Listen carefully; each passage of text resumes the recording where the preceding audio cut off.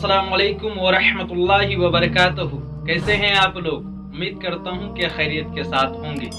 आज मैं आपको हज़रत औरंगज़ेब आलमगीर रहमतुल्लाह अलैह का वाक़या बताने जा रहा हूं। हज़रत औरंगज़ेब आलमगीर रहमतुल्लाह अलैह जब अपने महल में रहा करते थे तो बहुत सारे लोग अपनी फरियाद लेकर, अपनी गुजारिश लेकर, अपने दुखड़ा को लेकर हज़रत औरंगज़ेब आलमगीर रहमतुल्लाह अलैह के पास पहुंचा करते थे और अपनी अपनी फरियाद वो सुनाया करते थे।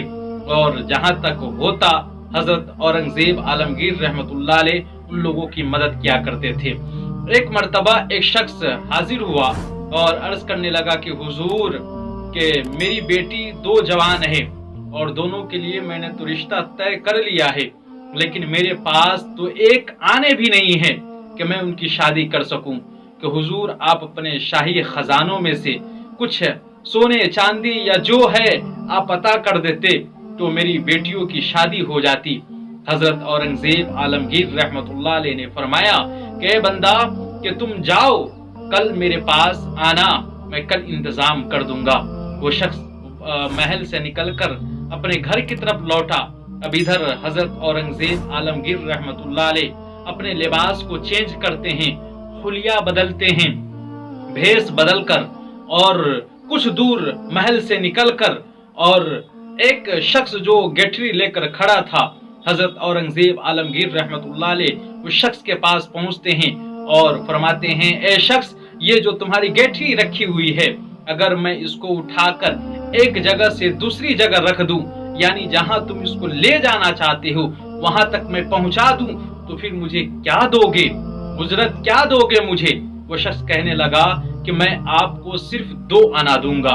हजरत औरंगज़ेब आलमगीर रहमतुल्लाह अलैह तैयार हो जाते हैं और गठरी को अपने हाथों से उठाते हैं और जहां वो शख्स जाना चाहता था वहां तक पहुंचा देते हैं और उसके एवज में हजरत औरंगज़ेब आलमगीर रहमतुल्लाह अलैह को सिर्फ 2 आने देते हैं। औरंगज़ेब आलमगीर रहमतुल्लाह अलैह 2 आने लेकर महल वापस होते हैं। फिर कल होकर लोगों का मजमा लगता है, लोगों का भीड़ उमड़ पड़ता है।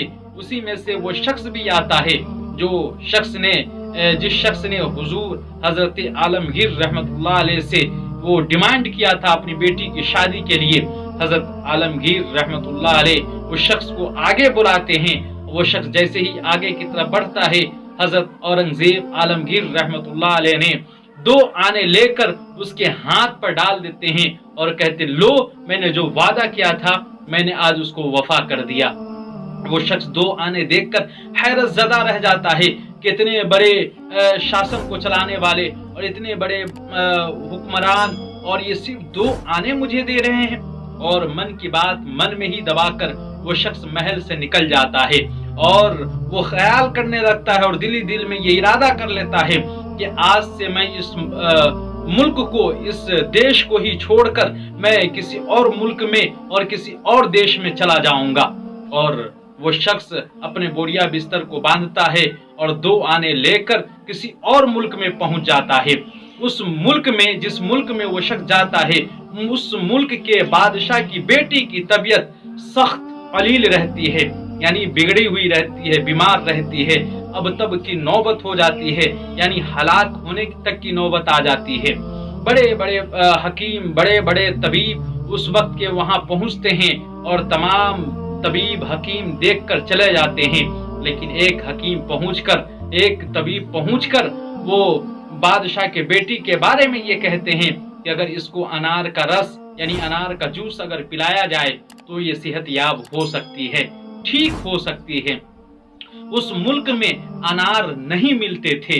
अब जो शख्स को हजरत औरंगज़ेब आलमगीर रहमतुल्लाह अलैह ने 2 आने दिए थे, वो शख्स के कानों में जब ये बात पहुंची कि बादशाह को अनार की जरूरत है और बादशाह ने ये भी घोषणा किया है, ऐलान किया है कि जो भी अनार ला कर देगा और मेरी बेटी अगर ठीक हो गई तो फिर उसको मुंह मांगा इनाम दिया जाएगा, सोने चांदी हीरे मोती से उसे नवाजा जाएगा। वो शख्स 2 आने से 2 अनार खरीदते हैं और बादशाह के महल में पहुंच जाते हैं। बादशाह को 2 अनार दे देते हैं। बादशाह उससे रस यानी जूस निकलवाते हैं और अपने बेटी को पिलवाते हैं। कुछ ही दिनों में उसकी बेटी बिल्कुल सेहतयाब हो जाती है, ठीक हो जाती है। बादशाह उस शख्स को बुलाते हैं और बुलाने के बाद कहते हैं, ए शख्स, मांग जो तू मांगना चाहता है, क्या तुम्हारी ख्वाहिश है, क्या तुम्हारी आरजू है? वो शख्स फौरन कहने लगता है, हुजूर, मेरी कोई ज्यादा ख्वाहिश तो नहीं है, बल्कि मेरी 2 लड़कियां हैं जो जवान हो चुकी है, उसके लिए मैंने रिश्ता भी फिक्स कर रखा है, लेकिन मेरे पास पैसे नहीं है, मेरे पास वो रकम नहीं है कि जिससे मैं अपनी बेटी की शादी कर सकूं। हुजूर, अगर आपका कुछ सहयोग हो जाता, सपोर्ट मिल जाता, तो मैं अपनी बेटियों की शादी कर देता। वो शख्स इतना कहना था तो बादशाह कहते, बस इतनी सी बातें? बादशाह ने शाही अंदाज में उनकी दोनों बेटियों की शादी कर देते हैं और दोनों को विदा कर देते हैं।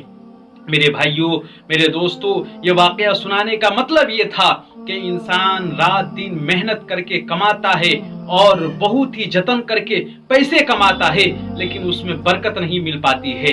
इंसान जब पहले के हमारे बाप दादा एक आदमी कमाया करते थे तो पूरा घर बैठकर खाया करता था। आज पूरा घर बैठकर घर कमा रहा है, पूरे लोग घर के कमा रहे हैं, बाप अलग कमा रहा है, बेटा अलग कमा रहा है, दादा अलग कमा रहा है, पोता अलग कमा रहा है, फिर भी घर में बैठी हुई बेवा बहन को खिला नहीं पाता है, मुतअल्लिका बहन को, बेटी को खिला नहीं पाता है, वो भी बोझ नजर आने लगता है। तो मेरे भाइयों, मेरे दोस्तों, सिर्फ खिंजीर का गोश्त खाना, कुत्ते का गोश्त खाना ही हराम नहीं है, बल्कि हराम तरीके से कमाए हुए पैसे से गोश्त खरीद कर खाना भी हराम है।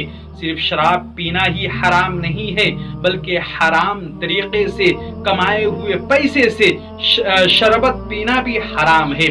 मेरे भाइयों, अगर आप घर में बरकत चाहते हैं, अगर आप माल में बरकत चाहते हैं, तो सिर्फ अल्लाह तबारक व तआला से ये दुआ न करें, ये पाक परवरदिगार आलम, मेरे दौलत ज्यादा हो जाए, यानी मेरे पास माल दौलत के अंबार यानी पैसों के अंबार लग जाए, बैंक बैलेंस ज्यादा हो जाए, बल्कि आप ये दुआ करें कि पाक परवरदिगार आलम, हम कुछ ही कमाए, थोड़ा ही कमाए, लेकिन उसमें बरकत अता फरमा।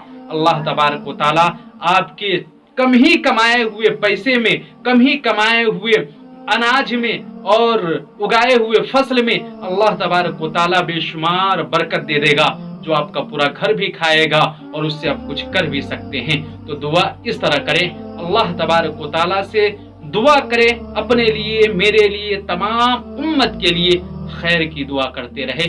उम्मीद करता हूँ कि ये वाकया आपको काफी अच्छी लगी होगी।